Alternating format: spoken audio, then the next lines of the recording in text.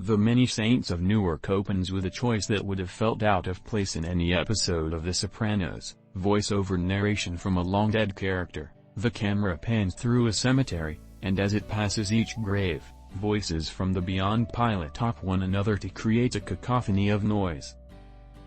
The frame ultimately lands on a tombstone with a name that viewers of the famed HBO series will recognize: Christopher Moltisanti, Tony Soprano's nephew and protégé who died at the hand of his uncle late in the show's run.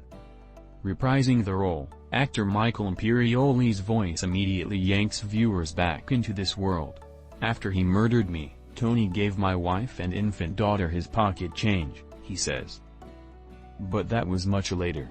In other words, this story will be familiar, but it won't be what we're used to.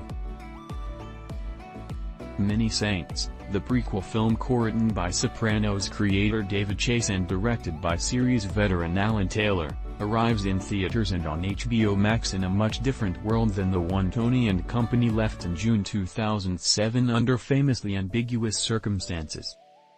The show, one of the most acclaimed in TV history, is arguably more popular than it's ever been thanks to memes, conventions, podcasts, a fresh set of first-time viewers amid the pandemic, and younger generations who identify with its pitch-black humor and end of the American Empire vibes.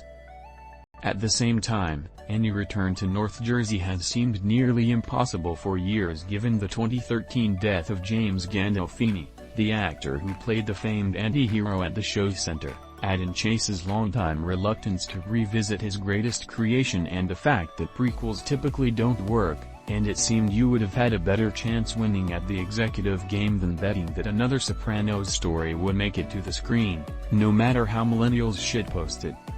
But as it turns out, a few things gnawed at Chase. As he told Rolling Stone's Alan Sepinwall, he's been interested for years in capturing the era when Tony's father and uncle Jr. ran Newark, something The Sopranos had shown only in brief flashbacks.